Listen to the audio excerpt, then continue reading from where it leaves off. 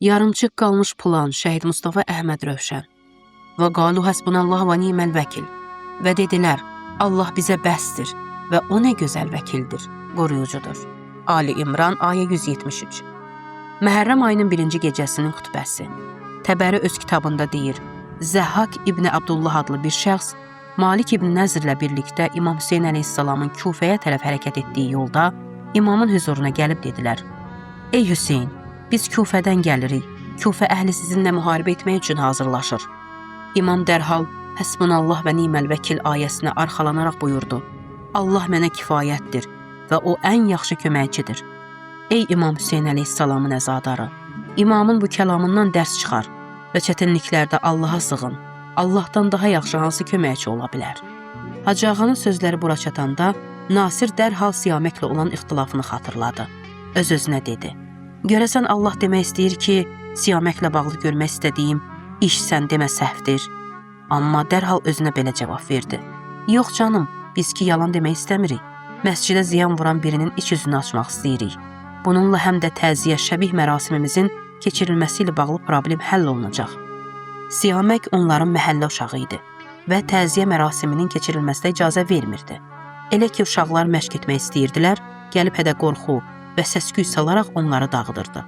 Hətta bir neçə dəfə Aşura günü təziyə üçün hazırladıkları sahəni də darmadağın etmişdi. İndi Nasir Abdullahın köməyi ilə elə bir iş görmək istəyirdi ki, Siyamək nəinki mərasimi pozmağa, hətta uzun müddət evdən bayıra çıxmağa belə cürət etməz. Məhz buna görə də heyətdən çıxandan sonra Abdullaha zəng vurub dedi, şəkilləri çap etmisən? Bəli, hazırdır. Onda yarım saatdan sonra bazaya gəl. Orada heç kim yoxdur. Planımızı bir daha nəzərdən keçirərik. Yarım saat sonra Bəsic bazası, bax Abdullah, hər evin qapısından bunlardan birini atırsan. Mən də bir neçəsini məsciddə yapışdıracam. Bax ha, heç bir qonşu yaddan çıxmasın.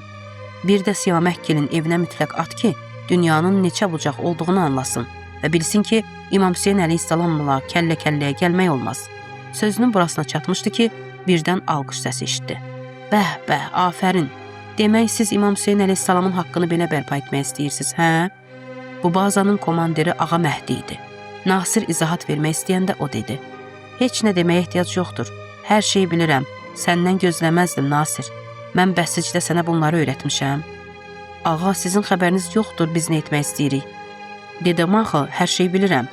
Siz Siyaməkin evdə oturub təziyə mərasimizə mane olmaması üçün məscidin kamerasını sındırması məsələsini bütün məhəlləyə yaymaq istəyirsiniz. Nasir təəccüblə. Ağa, siz hardan bilirsiniz ki, kameranı sındıran Siyamək olub? Ağa Məhdi şəkilləri Abdullahdan alıb dedi. Məscidin müşahidə kamerasının arxivindən gizlicə götürüb çap etdiyiniz bu şəkilləri mən səndən qabaq görmüşəm. Məscidin idarə heyəti də görüb. Bəs onda niyə cəzalandırmadınız onu, ağa? Çünki biz kiminsə abır həyası ilə oynamaq niyyətində deyilik, qoçaq. Hər işin öz yolu, öz üsulu var. Hansı din sənə kimin sabrını tökməyə öyrədib, Nasir? Ağa, biz sadəcə istəyirik ki, İmam Hüseyin əleyhissalamın təziyə mərasimi ilə bağlı problem həll olunsun. Qonşunuzun abrını tökməklə, belə olsa buna hamıdan çox etiraz edən elə İmam Hüseyin əleyhissalamın özü olar. Boğazı qəhərdən düyünlənən Nasir dedi. Bəs onda nə edək, gücümüz ona çatmır. Təziyəni keçirməyə qoymur, bütün zəhmətimiz hədər gedir. Ağa Məhdi əlini Nasirin çiyninə qoyub dedi. Əgər Allah üçün iş görürsənsə, təvəkkülün də ona olmalıdır. Elə bir iş gör ki, Allah səni himayə etsin, oğlum. Allah başqalarının abrı ilə oynayanı müdafiə etməz ha. Sən əlindən gələni elə, nəticəni isə Allaha tapşır. Sonra şəhid Əhməd Rövşənin şəklinə işarə edərək davam etdi. Bax, bu Mustafa ağaya. Sizin yaşınızda olanda dostu ilə Allaha söz verdilər ki, onlar dərslərini oxuyacaqlar. Allah da onların dərsinə, düşüncəsinə və zəhmətinə bərəkət verəcək. Bu əhdi köhnə və tərk edilmiş bir evin yanında bağladıqları üçün hər gecə parkdan və ya kitabxanadan qaydanda gedib əllərini o evin divarına vurub deyirdilər. Ya Kərim, vədimizə vəfa etdik, biz dərsimizi oxuduq, bərəkət vermək isə səndən. Uşaqlar, Mustafa Həsbunallah və ni'məl vəkil ayəsini çox yaxşı anlamışdı. Bilirdi ki, ən yaxşı köməkçi Allahdır. Ay oğul, qəlblər Allahın əlindədir. Bütün qüdrət Allaha məxsusdur. Dünya və axirət onun idarəsindədir. Elə edin ki, kainatın sahibi olan Allah özü sizə dayaq dursun. Şəhid Əhməd Rövşən də məhz bu düsturla irəliləyirdi və buna görə də heç bir problemi çıxılmaz yol saymırdı. İndi bəlkə də Mustafanın bir çox yaşıdları üçün raket düzəltmək xəyal belə deyil, amma o və dostları bunu bacardılar. Dostu deyir, 5 nəfərlik bir qrup idik. Elə bir raket layihəsi hazırlamaq istəyirdik ki, hər kəs mətbəx lavazıməti və əlaltı vasitələrlə kataloqa baxaraq cəmi 1-2 saata onu düzəldə bilsin. İş bölgüsü apardıq. Mustafa raketin mühərriki üzərində işləməyə başladı. Gündə 4-5 saat işləyir və elə universitetdəcə yatırdıq. Başımız işə elə qarışmışdı ki, yeni ilin daxil olduğu anlarda evə getmək belə yadımızdan çıxdı. Çox vaxt sərf etdik, amma raketin ucluq, nazil formulunu tapa bilmirdik. Artıq ümidimiz üzülürdü ki, Mustafa o qədər axtardı, o qədər qapı döydü ki, nəhayət fakültənin müəllimlərindən formulun sirrini öyrəndi. 6 ay keçməmiş raketi düzəltdik. Sonra qum yolunu aparıb sınaqdan keçirdik və gördük ki, uğurla alındı. Əsla elə düşünməyin ki, Ağa Mustafanın qarşısında heç bir çətinlik yox idi ha. Əksinə həm problemlər var idi, həm də bəzən eynən Siyaməkin sizi incitdiyi kimi onun da yolunda onu incidənlər olurdu. Dostu deyir, Mustafa bir müddət elə bir yerdə işlədi ki, nəinki maaşı yüksək deyildi, həm də orada onun zəhmətinin qədrini bilmirdilər. Hətta rəhbəri belə onu qəbul etmirdi. Mustafaya orada bir masa və stul belə verməmişdilər. O radiatorun, şofajın üstündə oturub işlərini həll edirdi. Lakin şəhid Əhməd Rövşən qaldı və işini gördü.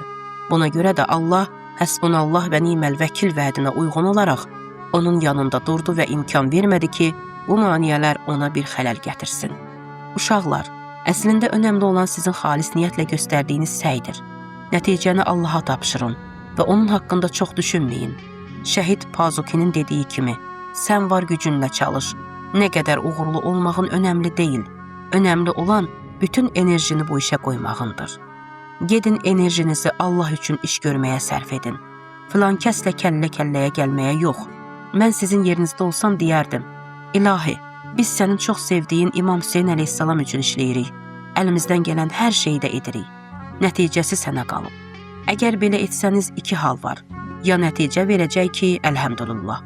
Yox, əgər nəticə verməsə də xatircəm olacaqsınız ki, bütün səyinizi göstərmisiniz və savabınızı qazanmısınız.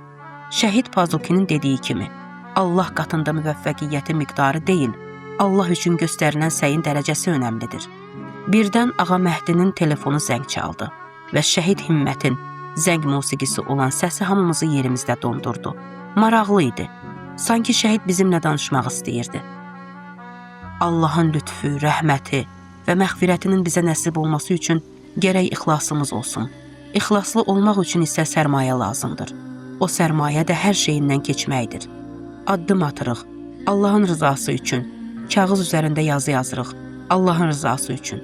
Danışırıq, Allahın rızası üçün. Hər şey yalnız Allah üçün olsun. Əgər belə olsa, heç bir narahatlığımız olmaz və məğlubiyyət öz mənasını itirər. Ağa Məhdi telefonuna cavab vermək üçün ayağa qalxanda gülümsədi və dedi, cənnətdən şəhid də gəldi və beləcə dodağımıza təbəssüm qondu və qəlbimiz rahatlıq tapdı.